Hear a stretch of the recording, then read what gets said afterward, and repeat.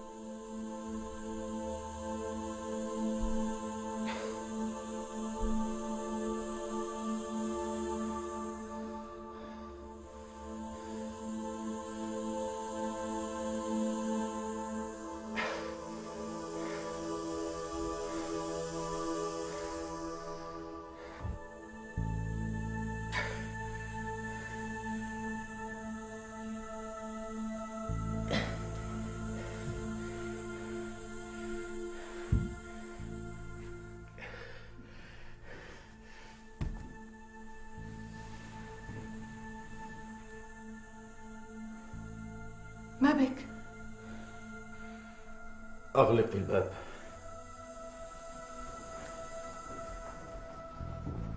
ما الأمر؟ ساعديني.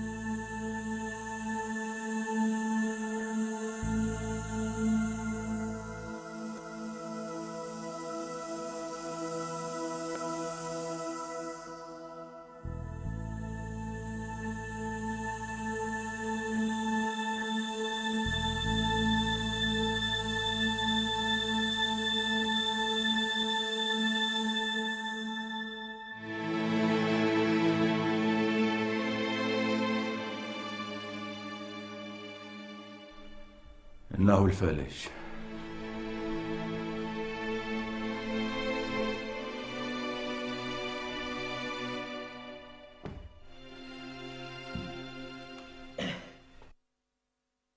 ما حقيقة أنك ادعيت النبوة ذات يوم؟ ألا يحتاج كل منا إلى أن يكون نبيا ولو لفترة؟ وهل شعرت بمثل هذه الحاجة؟ شعرت بها حين اكتشفت أن الدنيا بحاجة إلى إصلاح. والآن لم تعد في حاجة؟ لا، لأن الدنيا لا يمكن إصلاحها. ولكن النبوة تحتاج إلى دين. أنا احتجت إلى النبوة للإصلاح وليس لنشر دين جديد. أردت أن أقتدي بسيدنا محمد عليه الصلاة والسلام، أن أقتدي به لا أن أحل محله. جميل جدا. ليتنا كلنا نقتدي برسول الله صلى الله عليه وسلم. ولكن ليس من السهل أن نقتدي برسول الله عليه الصلاة والسلام. أنا يئست، ولأنني يئست صرت أريد التجمع حول نفسي. في الماضي كنت في حاجة إلى أشياء كثيرة. كنت في حاجة إلى وحي، ثم تخيلت أنني أستطيع أن أحقق ما أريد لو أن لي ولاية أتولاها أو دولة أحكمها. كنت في حاجة إلى قيمة من الماضي، ورأيت أنها تتمثل في النسب.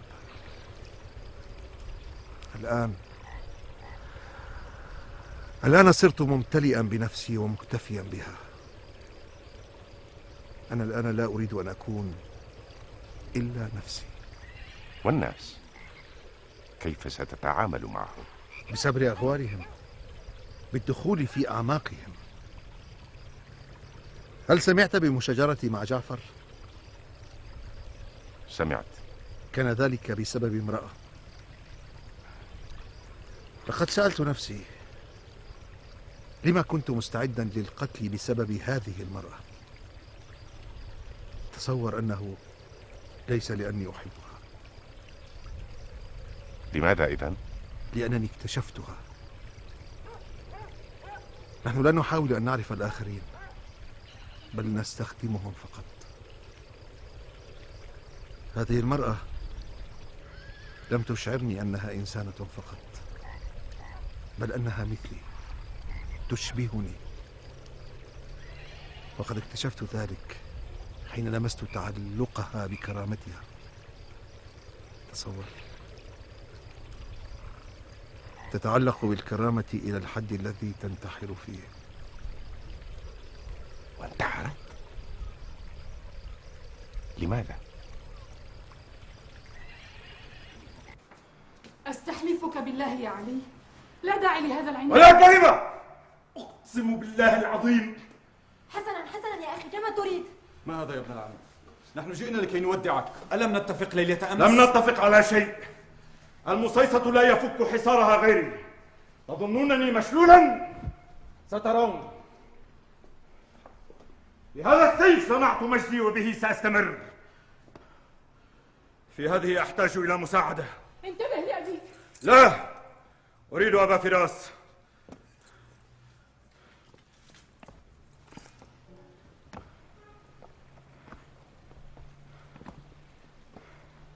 انتبه للأمير يا منصور. ابني لن يصيبه إلا الخير. مع أنني عاتبة عليك، سنتحدث في هذا عند عودتك. كأنك واثقة من عودتي. ولم لا تعود؟ إنها الحرب، وهناك من لا يعود منها. لا، ستعود، لأنني أنتظرك. يبدو لي لن أعود. لماذا؟ لأنها المرة الوحيدة التي ينتظرني فيها أحد.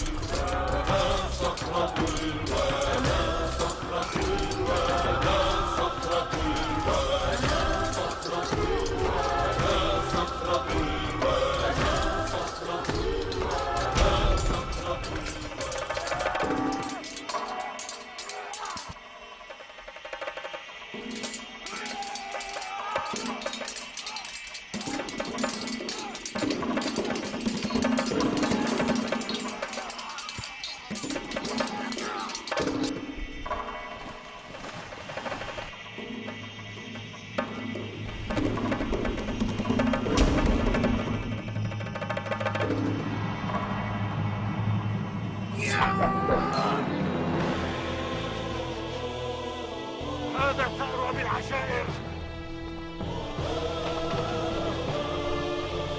هذا ثأر أبي العشائر.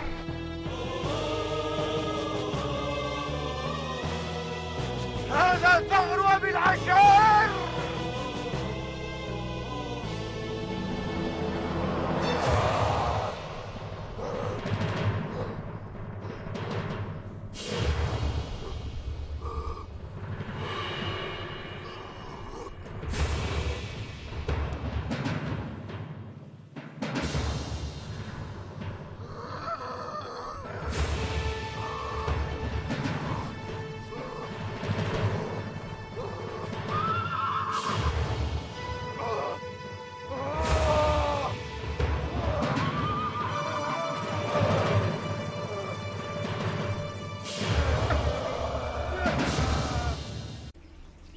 قررت وانتهيت. وما المشكلة؟ لن يسمح لي بالرحيل. وماذا تقترح أن نفعل؟ سألجأ إلى الحيلة. سألقي عليه القصيدة أولا، وبعدها سأطلب منه السماح لي بالذهاب إلى الرملة بحجة جلب أموالي من عند الأمير الحسن.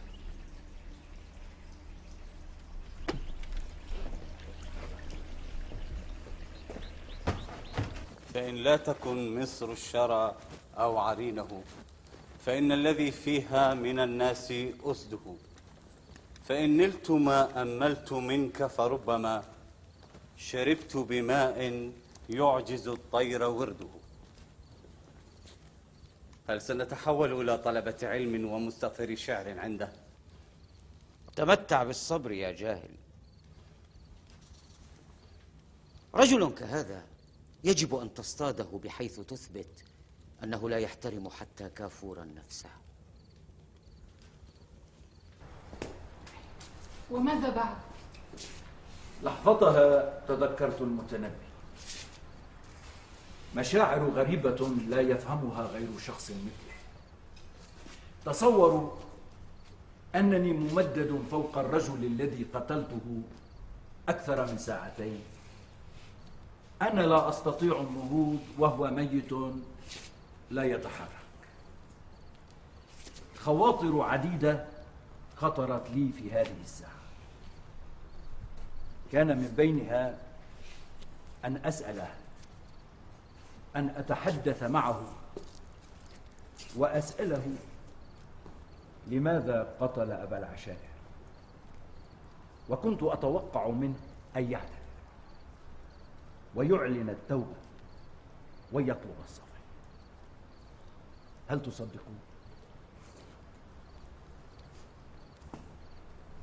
ثم بعد ذلك جاء سعد الدولة فاعتقد أني ميتا، رفعني عنه، وإذ وجد يدي هذه السليمة غارزة في أحشائي فرفعني عنه، وكانت السلامة من الله. أرى لي بقرب منك عينا قذرة، وإن كان قربا بالبعاد يشاب. وهل نافعي أن ترفع الحجب بيننا، ودون الذي أملت منك حجاب. وفي النفس حاجات وفيك فطانة، سكوتي بيان عندها وخطاب. لن يفيدك ذلك في شيء، ما تريده منا قد وصلك، وغير ذلك لا شيء. أكمل. ومعنى بالباغي على الحب رشوة، ضعيف هوى يبغى عليه ثواب. وما شئت إلا أن أذل عواذلي على أن رأيي في هواك صواب.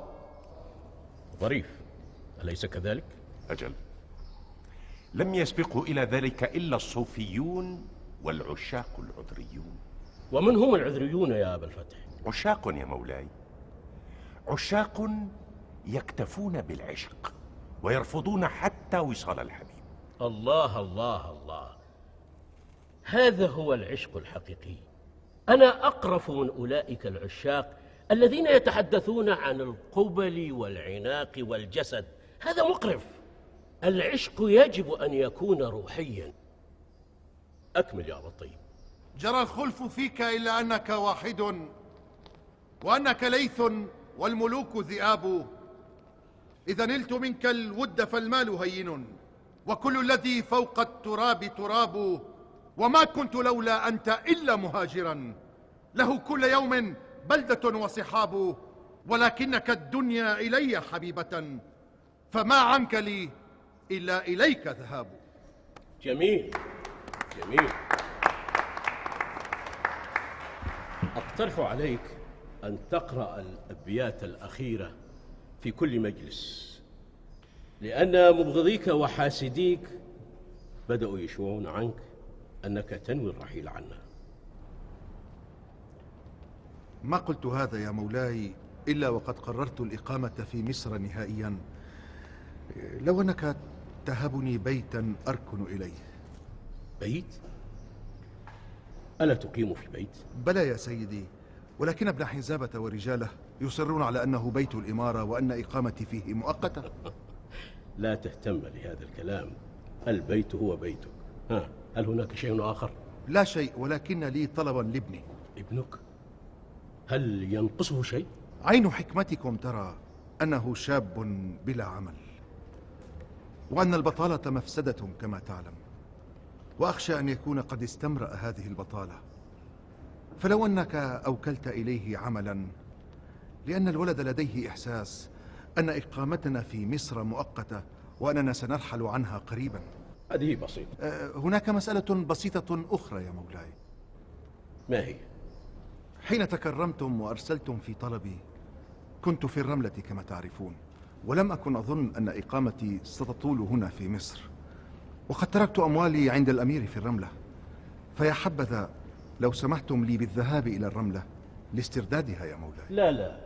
لا حاجة بك إلى الذهاب. سوف أرسل في طلب مالك من الرملة. اذهب الآن وارتح، وغدا إن شاء الله سوف أبعث لابنك.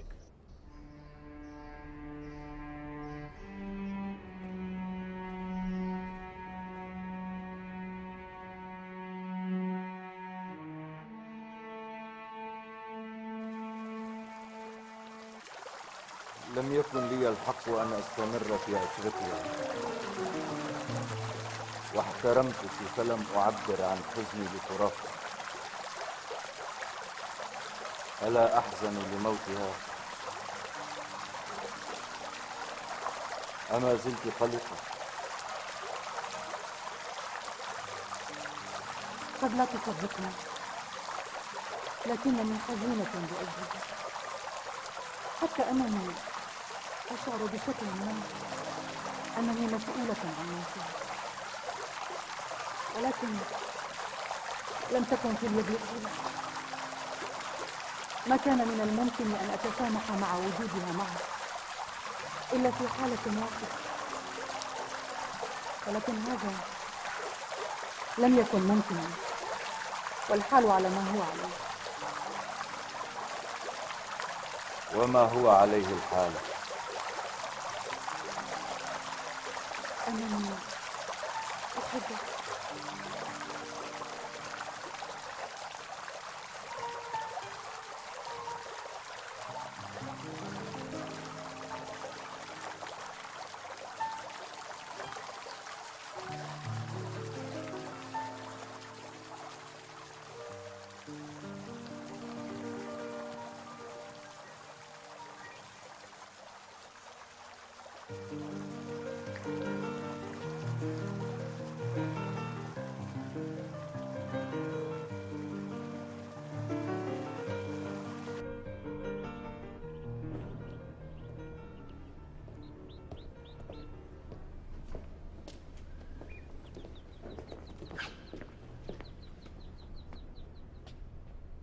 ما بك يا ابن عياش؟ ليس بي شيء. ليس بك شيء؟ لماذا تلاحقني دائما؟ أنا أقوم بعملي. وعملك هو أن تلاحقني دائما؟ أنا لست مهتما بشأنك، إنما أقوم بعملي. تابع سيرك، ونحن لا نكلمك ولا نزعجك.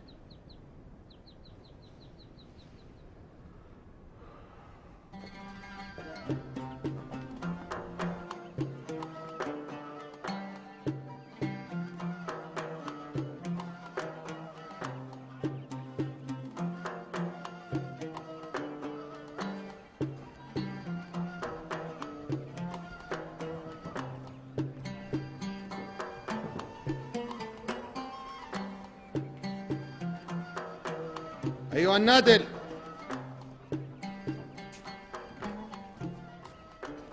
أريد كمية كبيرة من هذا الشراب في وعاء. حاضر.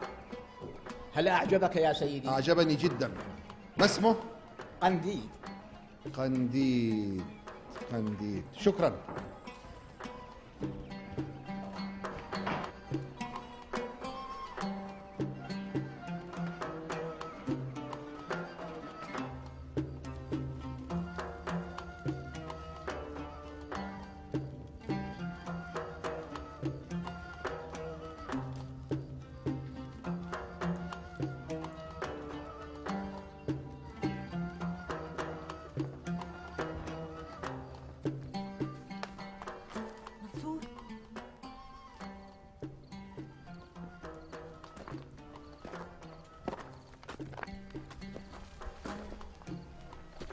سيدتي خولة تريدك هنا.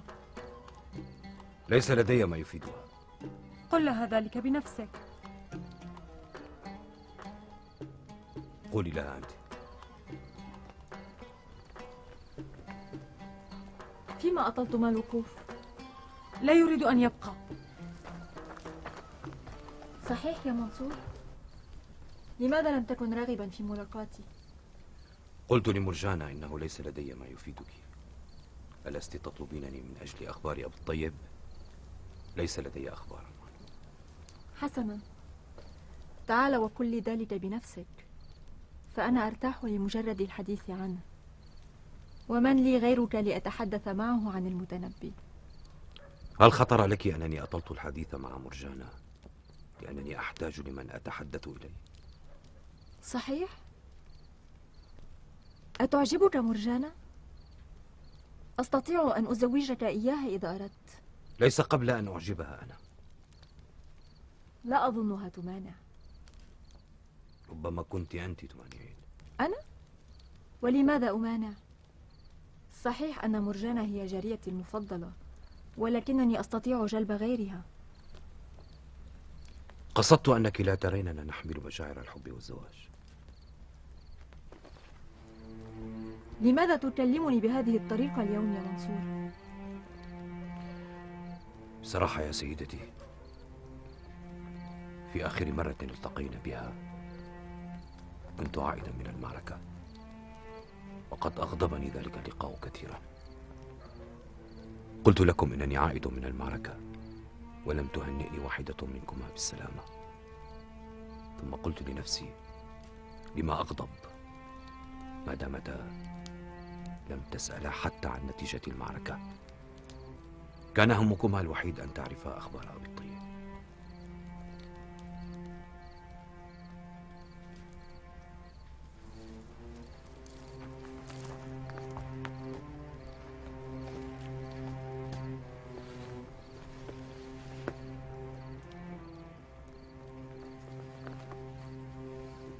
أستغرب لما لا أكره هذا الرجل، فأنا لا أجتمع بامرأة إلا لأنها معجبة به.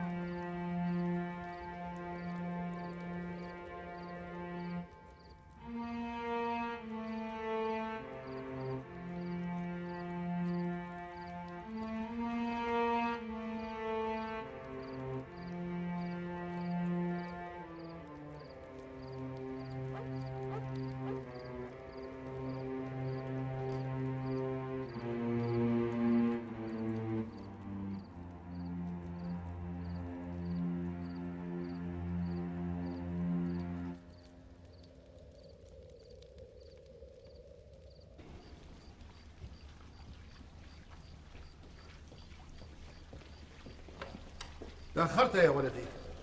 تعبت كثيرا حتى وجدت خبزك. أتدري ما الذي حدث؟ ما الذي حدث؟ بسبب العباءة ظنوا أنني أنت، فتبعوني، وعند الباب اكتشفوا غلطهم.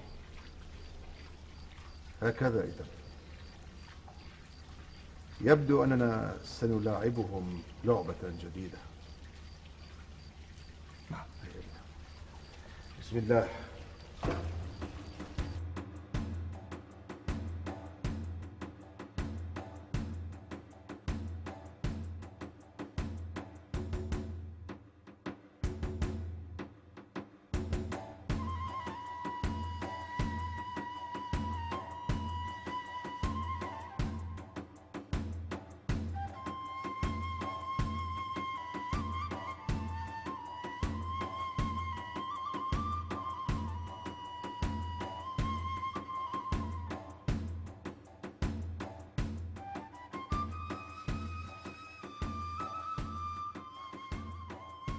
هل أبو الفضل هنا؟ ومن أقول له؟ أنا أبو الطيب المتنبي. أهلا أهلا وسهلا، تفضل.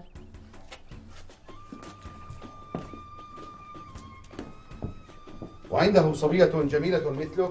نحن 4 صبايا في البيت. وليس لكن أشقاء؟ كلا، أنا الكبرى. وما اسمك؟ اسمي ريم. ما شاء الله ما شاء الله، فهو إذن أبو ريم. من أين جاء بكنية أبي الفضل إذن؟ لأن العرب لا يكنون بأسماء بناتهم يا أبا الطيب، أليس كذلك؟ اذهبي أنت يا ريم.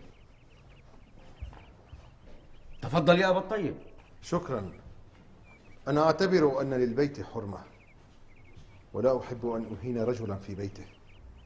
ولم الإهانة لا سمح الله؟ نحن أيضا نعتبر أن للبيت حرمة، ولا يمكن أن نهين ضيفنا.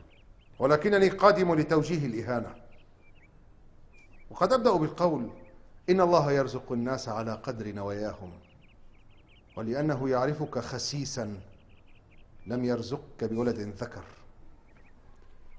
ولم هذا الكلام المعيب يا أبا الطيب؟ أولئك الكلاب الذين ترسلهم ورائي كل يوم. تعني أن جنودنا يلاحقونك؟ وتدعي أنك لا تعرف. صدقني وحق رب الكعبة. لا تكمل، كن رجلا. قل إنك فعلتها فتستحق الاحترام أكثر. أفهمني ما الأمر. هم يتصرفون بأمر مباشر من الأمير، هل سألته عن الأمر؟ ولن أسأله، وليكن في علمكم أنكم مهما ضايقتموني لن أرحل عن مصر.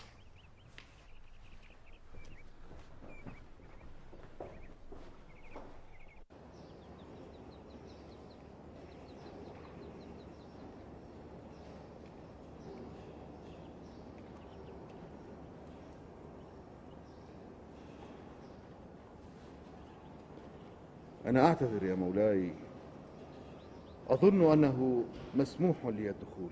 طبعا أنت مسموح لك الدخول في أي وقت. يبدو لي أن هناك سوء تفاهم جديدا بينك وبين أبي الفضل. أنا لم آتي إلى هنا لأشكو يا سيدي، بل أتيت من أجل ابني. أنا لم أنسى، لقد قلت لك أنني سوف أبحث له عن عمل. قبل العمل يا سيدي، أرجو أن تسمح له بالذهاب إلى الرملة لجلب أموالي. أما قلت لك إنني سأرسل أحدا لجلبها؟ أخشى أن يسيء الأمير الحسن فهم الأمور، فإذا أرسلت ابني بدت الأمور طبيعية وعرف أنني سأستقر في الفسطاط. وهل ستستقر في الفسطاط؟ إذا أذنتم لي بذلك. نحن نتمنى ذلك، ولكن لما هذا القرار؟ لأنني لا أقبل الهزيمة بسهولة يا مولاي. هزيمة؟ أية هزيمة؟ ابن حنزابة يخشى أن آخذ مكانه في الوزارة، لذلك فهو يعمل على مضايقتي ليدفعني إلى الرحيل، وأنا قبلت التحدي يا مولاي. سأبقى حتى ولو لم تعدني بشيء، على الأقل أتركه يعيش في قلق. تعجبني الرؤوس العنيدة. ابعث ابنك، وحين عودته بإذن الله سوف نجد له عملا.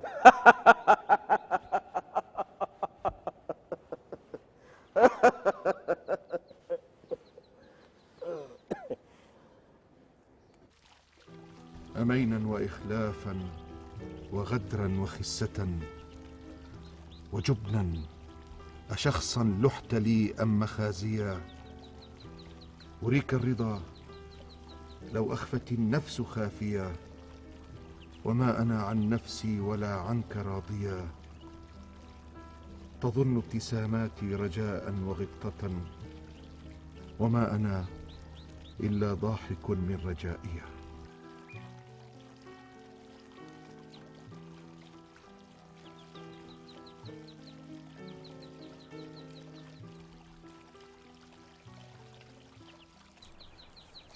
حتى أصحابهم فضوا عنه يا مولاي، لم يبقى أحد يتردد عليه إلا سعد هذا.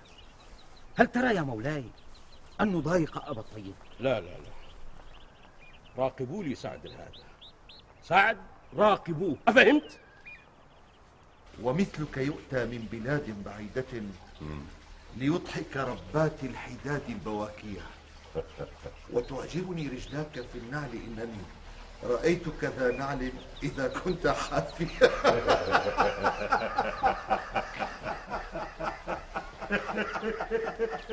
والله يا أبا الطيب لو سمع كافور شعرك هذا لأمر بسلخ جلدك.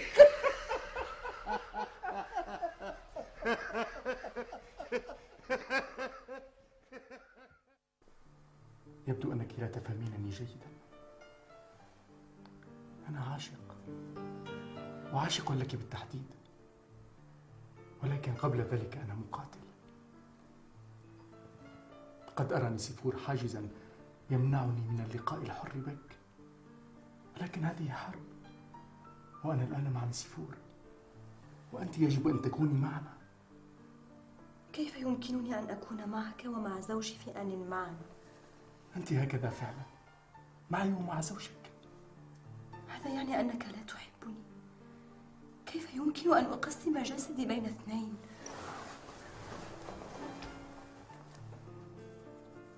جوفن، فهميني أرجوك. أنت تريدين لحبي لك أن يسير في طريق يخدم العرب والمسلمين. إن قتلي لنسيفور يعتبر خدمة لسيف الدولة الحمداني. هل فهمت؟ نحن اتفقنا أن تكون رجلا، أم أنك لست؟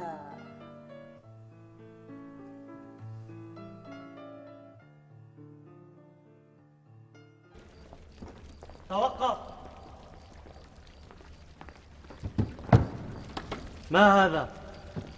صندوقا من الفواكه. المتنبي رجل غريب، وأردنا أن يذوق فاكهة من بلدنا. سعيدان، هيا هيا.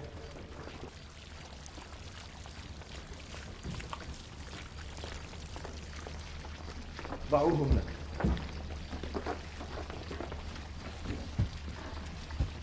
شكرا لكم، اذهبا. شكرا يا سعد. تعال. فاتن،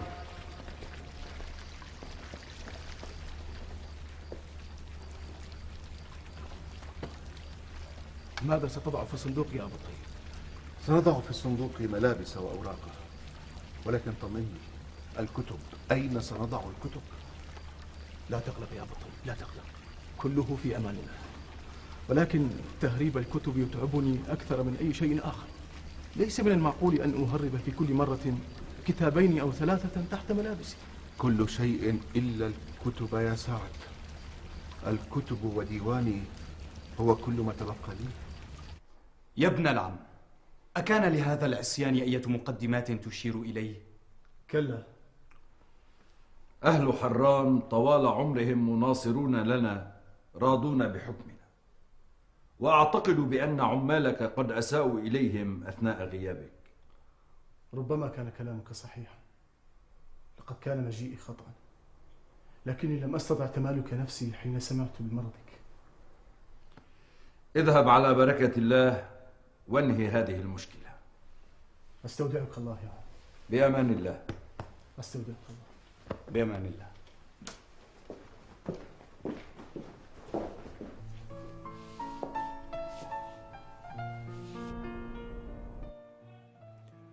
جوعان يأكل من زادي ويمسكني، لكي يقال عظيم القدر مقصود. إني نزلت بكذابين ضيفهم، عن القرى وعن الترحال محدود. جود الرجال من الأيدي وجودهم، من اللسان فلا كانوا ولا الجود.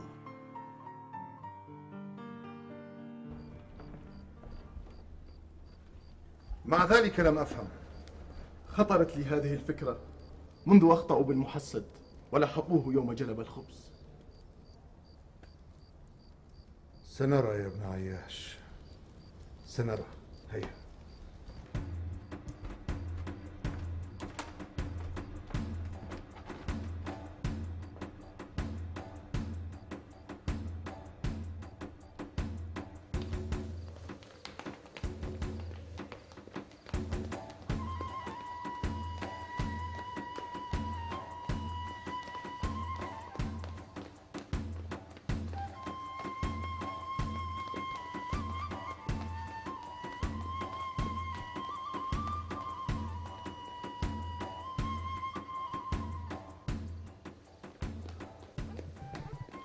أرني هذه العباءة. وتريد من القماش ذاته؟ ليس بالمهم أن يكون القماش ذاته، المهم اللون والتفصيلة. ومتى تريدهما؟ الآن. الآن؟ كلما أسرعت كان أفضل وأجرك أعلى. استرح. هذا خبر محزن يا أبا الطيب. لم يبقى أمامي حل آخر. ربما كنت محقا، ولكن كم يؤسفني أنك جئت إلى مصر وها أنت تغادرها ولم تتاح فرصة في الجلوس معك. قد لا تصدق يا أبا شجاع، ولكن تلك الليلة التي أمضيناها معا ونحن في الطريق إلى الفسطاط كانت من أجمل الليالي التي قضيتها في حياتي. كثيرة هي الأشياء التي لا نكتشف جمالها إلا بعد أن نفقدها. وفقدت نرد بعد تلك الليلة، وها أنا أفقدك، وأنا أفقد مصر كلها. ألا ينقصك شيء؟ لا ينقصني إلا أن يكون قلبك معي.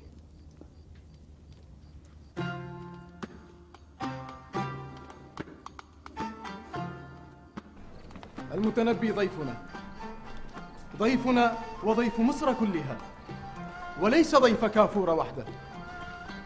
أليس من العار أن يقضي العيد وحيدا معزولا؟ اقتربا! هذه حركات مريبة وأريدكم أن تفهماها جيدا. إن هرب المتنبي يعني حياتكما، وإخفاق هربه يعني ثروة طائلة، وأنتما تختاران بين الثروة والموت.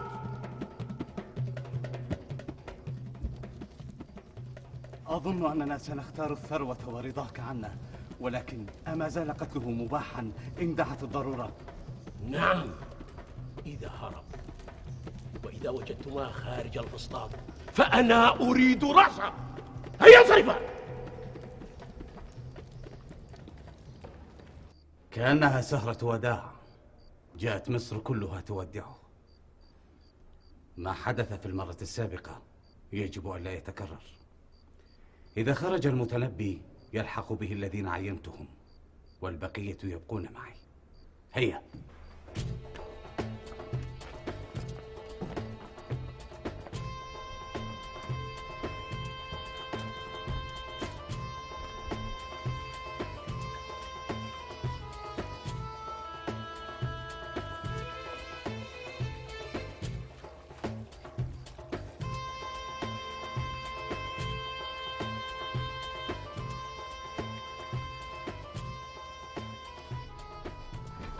هل هناك خطورة؟ الجنود اليوم أكثر من أي مرة سابقة. أتراهم شعروا بشيء؟ لا أعرف، لم يحدث أي خطر. اسمع، هذه مغامرة خطرة. لقد فعلتما الكثير من أجلي، وأنا لا أعرف كيف أرد جميلكما. تستطيعان الانسحاب إذا أحببتما. ما هذا الكلام الذي تقوله يا أبا الطيب؟ نبدأ. توكلنا على الله. هيا.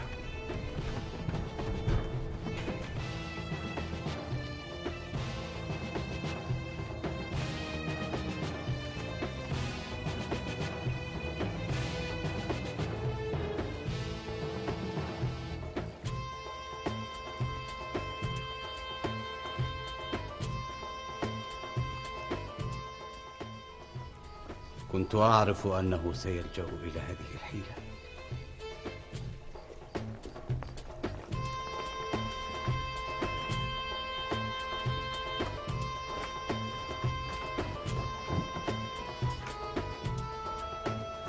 وقف!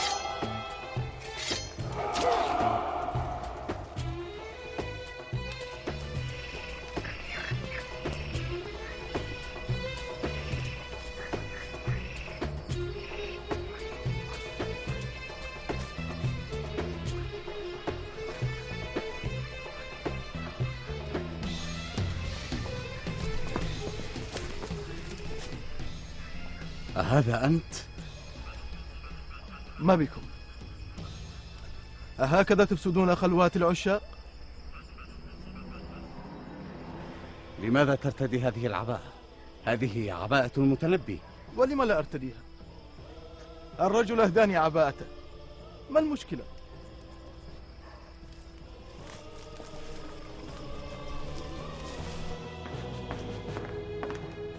سيدي بشر. أسرت سرية من الجيش العربي وعلى رأسهم محمد بن ناصر الدولة حمداني. أحسنت يا تسيبس. بالإذن.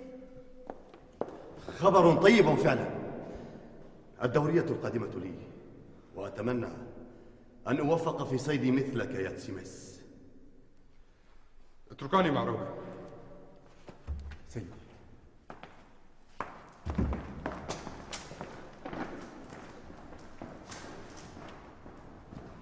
ما رأيك؟ هل أرسل إلى سيف الدولة أطالبه بمبادلة محمد هذا بليون؟ أليس بعد أن تتأكد أن ليون أسير عندهم؟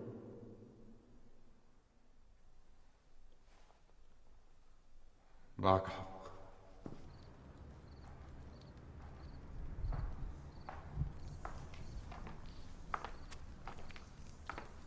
جوفانو، لماذا تهربين مني؟ لكي تتفرغ لحربك وأمجادك. ألا تهمك الأمجاد؟ تهمني، ولكن لا مكان لي بين المحاربين. ولكن المحارب حين يعود يتمنى أن يجد قلبا ينتظره. أليس عليك أن تهنئيني على ذلك؟ هناك شيئا واحدا تهنأ عليه إن فعلته. هل تعرفه أم أكرره عليك؟ أعرفه، ولكن قتل نسيفور في هذه الظروف خيانة وطنية. وأنا ألم تفكر في الخيانة التي أرتكبها ضد نفسي كل يوم؟ أنا أحتقر نفسي كلما استيقظت وجدت ذاك الرجل في فراشي. جوفانو، كيف سأستمر في النظر إلى نفسي وأنا أقسم جسدي بين اثنين؟ جوفانو، أنت تبالغين. لماذا تأتيك هذه المشاعر وأنت زوجته منذ سنوات؟ لأني لم أكن قد التقيت بك.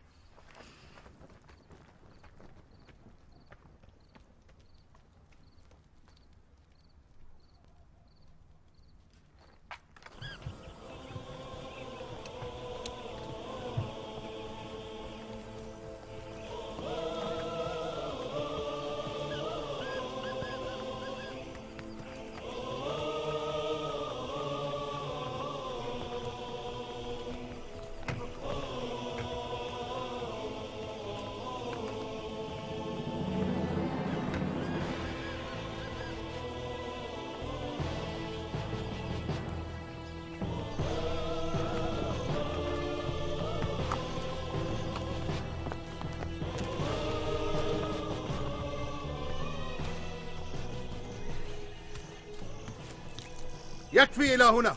نستطيع أن نتجاوز سيناء كلها معك. لا داعي يا خزاعي. سعد، تعال إلى هنا.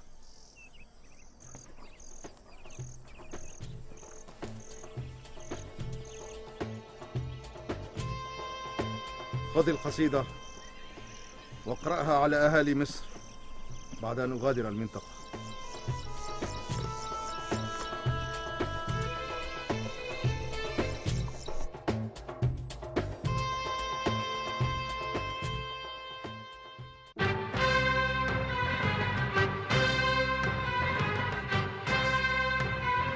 أنا الذي نظر الأعمى إلى أدبي